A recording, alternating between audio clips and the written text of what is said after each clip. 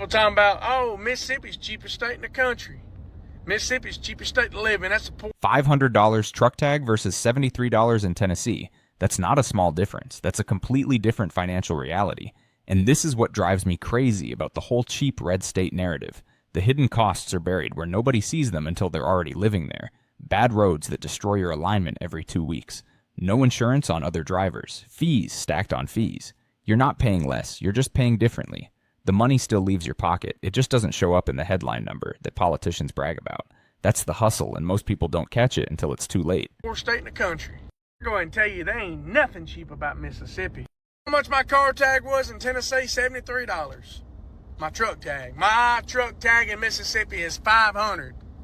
$500. On top of, I gotta pay state tax out of my check. I gotta pay hella property tax. Gas is cheaper in Tennessee. I go to Tennessee to get gas. The only thing cheap about Mississippi is the fucking roads you gotta drive on. Those some bitches are cheap. Cheap. Talking about damn gotta get a damn alignment every 2 weeks. Look there, gonna hit me. Mississippi ain't got people can't drive neither. Can't drive worth a flying fuck. Hell, half the people in Mississippi ain't got a damn driver's license. Huh? And I know they ain't got insurance. That's for damn sure. Mississippi's cheap. Mississippi ain't cheap. Mississippi's high. High as giraffe pussy. Our goal is to connect farmers to communities that we can provide healthier food, but also that we'll be able to pay the farmers more. The biggest challenge of the farmers is being able to sell their food at a profitable price. When they sell on the commodity market, the price is going to be a lot lower. The only other thing they can do is set up for themselves. Set up on the roadsides or different farmers markets. And a lot of farmers just don't have the time to do that. It gets you out to other people to know that you are growing healthy food and good stuff coming out the garden. This is a pilot. We're testing. We're basically seeing is the do the model work. Our goal is to have multiple locations throughout the city and throughout the state, and because the more produce we sell, the more farmers we'll be able to support. So hopefully this time next year we're supporting 5 farmers now. The goal is to get to 20, 30.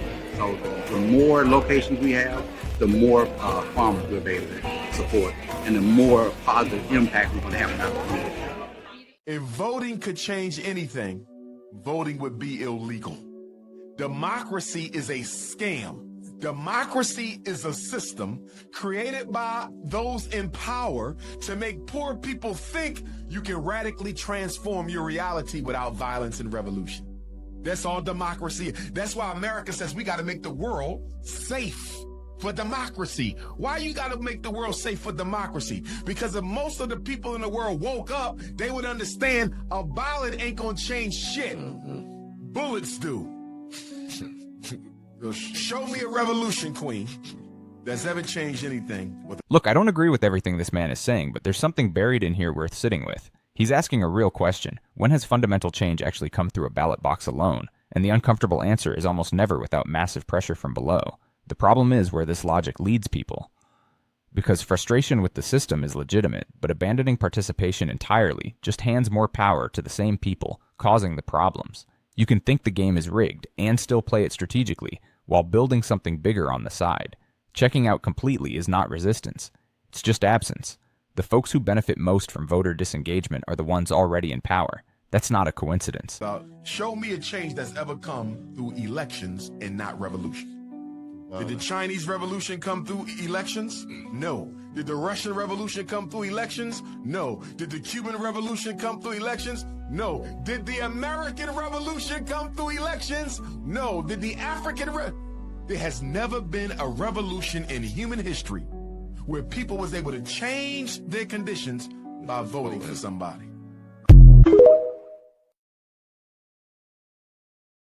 I've been talking to farmers across Mississippi, and they're hurting because Washington still hasn't passed a farm bill. Seed costs are up, fertilizer is up, diesel is up, but crop prices aren't keeping up, and neither is Washington. Cindy Hyde-Smith sits on the Agriculture Committee, which has failed to pass a farm bill since 2018. And that matters because without a current farm bill, farmers don't have certainty on crop insurance. She bought a fake ice jacket on Amazon to scare immigrants at Home Depot and called it entertainment.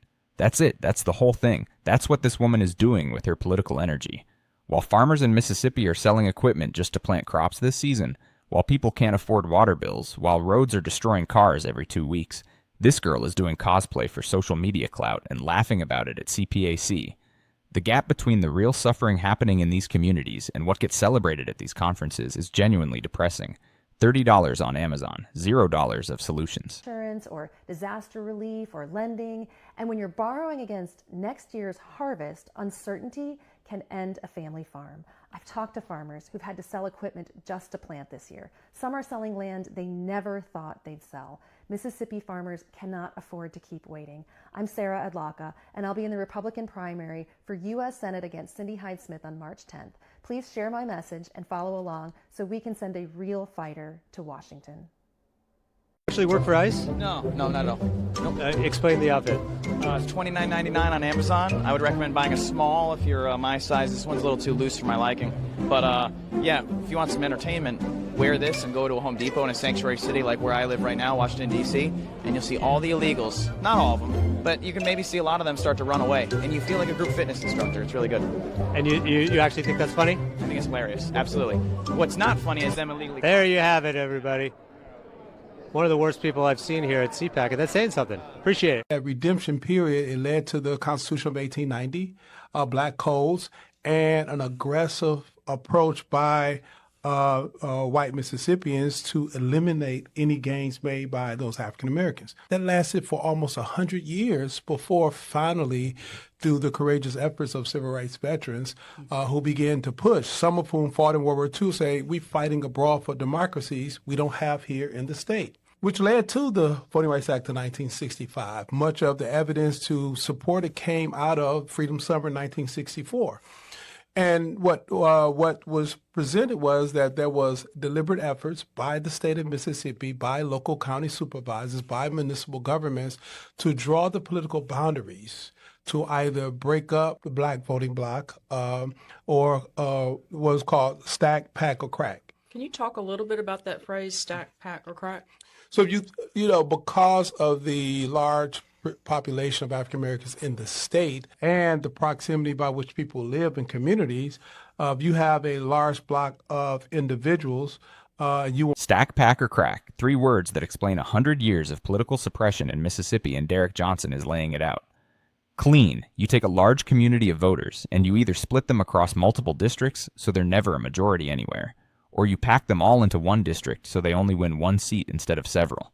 Either way, the outcome is the same. Their political power gets neutralized before a single vote is cast. And here's what makes this so infuriating. This isn't ancient history. This is the architecture that current district maps were built on. The Constitution of 1890 in Mississippi was explicitly designed to eliminate black political gains after Reconstruction, and the effects of those decisions are still baked into the system today. So when people wonder why certain communities stay economically depressed, generation after generation despite working hard, part of the answer is that their ability to elect representatives who actually fight for them was deliberately engineered away. You can't separate the cost of living crisis from the political history that created the conditions for it. That's the full picture. Wanted to completely deny opportunities to elect candidates of choice, you will split up those communities or those neighborhoods so they would never have a working majority to elect a candidate of choice. Right. So that's called cracking it up. Which is gerrymandering. It is all of it is gerrymandering. There is the word has been politicized, but just the basic drawing of political boundaries is gerrymandering. That's correct. Right? When you add race as your motivating factor to gerrymander or draw the political boundary lines, that's when it becomes problematic. And this state had a long history of doing that.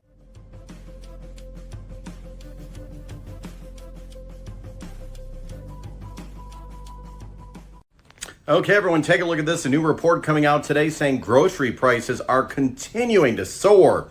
Take a look at here. Eggs are up 43%, butter 33%, flour 25%, milk 14%, canned fruit 18%, frozen pies up 18%, turkey 16.9%, potatoes up 15.2%. If you're going to be making Thanksgiving dinner, you are going to be paying a lot more. Let me know of what you are seeing out at the grocery store.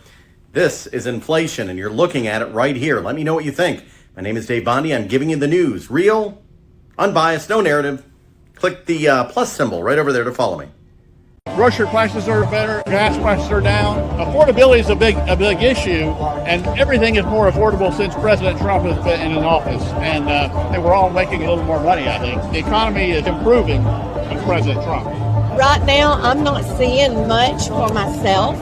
I'm a small business owner. I have a flower shop here, and I probably just experienced the worst Valentine in my 45-year career as a florist. I'm not sure if it was it being on the weekend or if it was the economy. He's the guy everybody loves to hate, but he's prepared to handle what comes his way. I'm concerned with after he gets out of office, what's on down the road for America.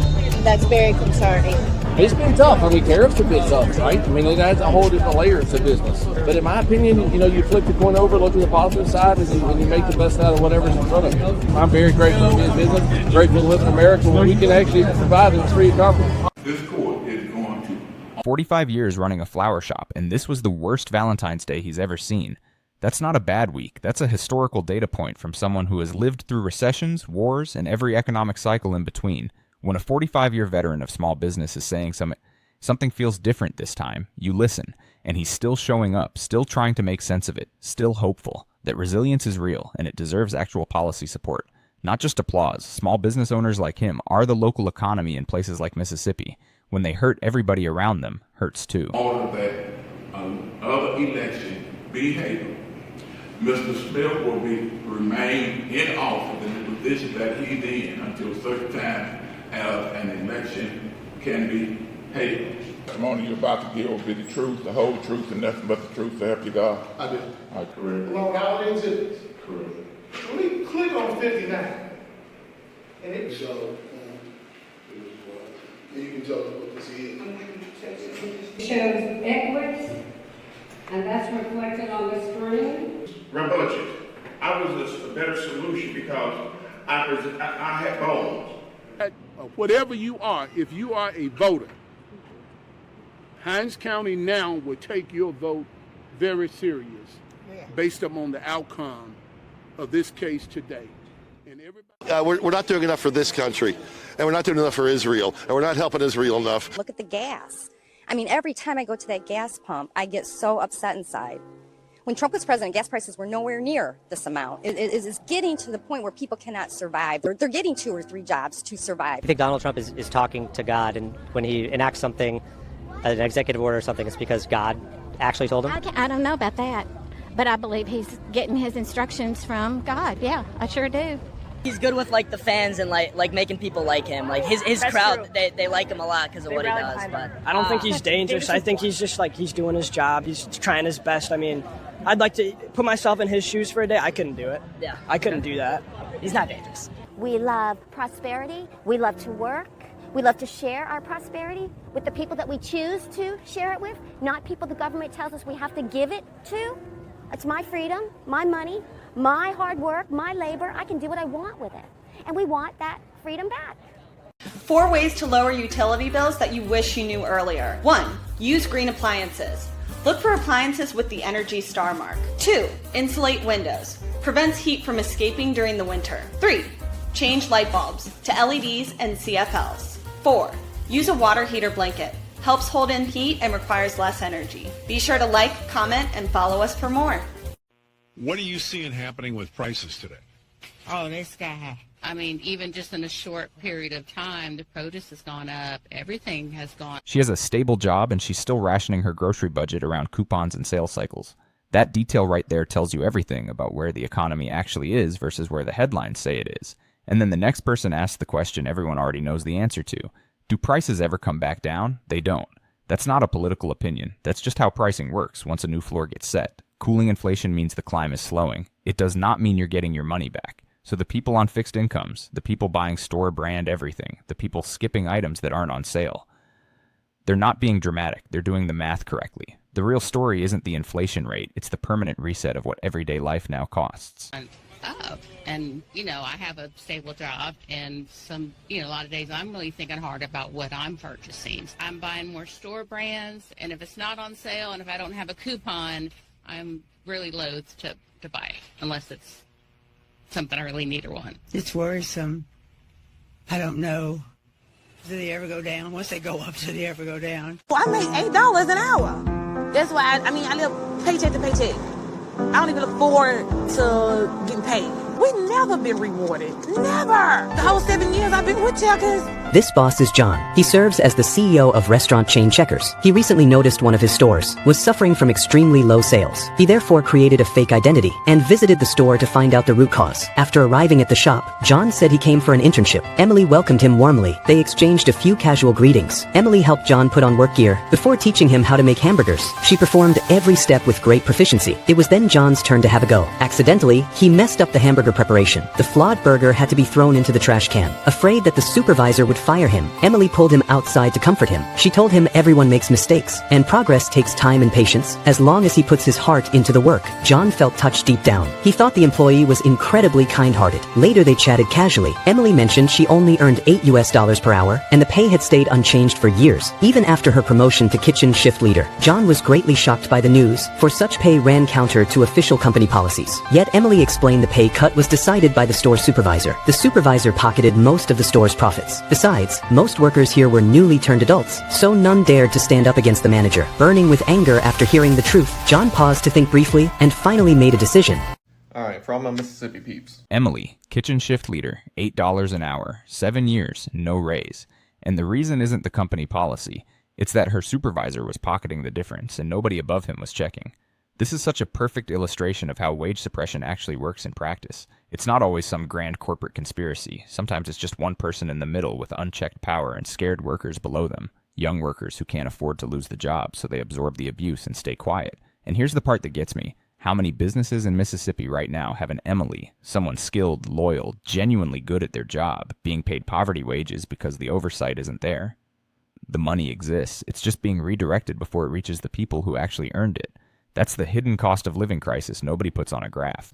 If you're paying more than $1,200 a month in rent, I want you to stop scrolling for just 60 seconds. And also, go ahead and drop a comment and tell me why you think you can't get a house right now. I want to spoil the myths that people think are true, including myself, before I bought my house. You don't need to be rich to buy a house. You don't need amazing credit, and you don't need a perfect job. You don't even need a big down payment. In Mississippi right now, you can literally buy a home with as little as 0% down with a VA loan, or go through FHA and do a minimum of 3.5% down. It's not a scam or anything like that. It's literally designed to help people like you buy a home. Let's just say you spend $1,300 a month on rent.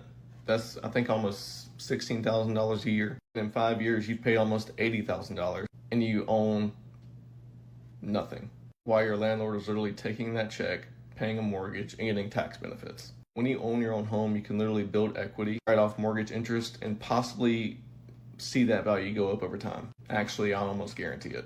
And yes, I get it. You think your credit is probably shot. But mine, when I bought this house, was I think around 590, and my wife's was around a 640, and we didn't even have $2,000 saved up. So if you want to ask questions or just start the process, feel free to comment a key in the comments or just message me. You don't have to be ready today to start anything, but you at least need to learn the process and see where you stand in terms of buying your first home.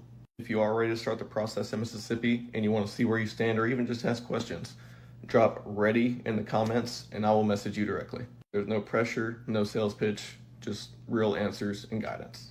Angry residents packed a community meeting to sound off about rising water bills and fears over who could soon control the city's water system. The meeting, called by Councilman Kenneth Stokes, comes just hours before a major federal court hearing on Jackson Water and the controversial Metro Water Authority. 16 WAPT's Carlos Garcia was inside that meeting. He joins us in the studio tonight with what people had to say about it. Carlos. That's right, Troy. Jackson residents voicing their frustrations as they say they can't afford to pay the thousands of dollars to keep their water turned on. Those residents were joined by Councilman Kenneth Stokes and members of the Southern Poverty Law Center as they continue to fight over what they claim to be our unaffordable water bills. One attendee saying she had a $4,000 bill, her daughter $9,000. Another woman being wheeled in from dialysis, having to pay thousands of dollars that she doesn't have. Councilman Stokes and those residents say enough is enough. We got sick people later, went to cancer and surgery. She come back from dialysis, water off. Where's the sensitivity? They're trying to pay what they can pay. Are living with ailments. I'm talking about everything from cancer to, other ailments, and they don't have access to water. We're talking about people who are on fixed incomes who have water bills in the tens of thousands of dollars, and that. A woman wheeled in from dialysis owing thousands of dollars for water. Not a luxury, not a choice, water, the thing her body literally needs to process the treatment keeping her alive, and she can't pay it. That's where this whole video lands, and I need you to sit with that for a second. Everything we watched today, the car tags, the farm bill failures, the gerrymandered districts, the suppressed wages, it all flows downstream to this moment right here, when the systems that are supposed to serve people fail hard enough for long enough.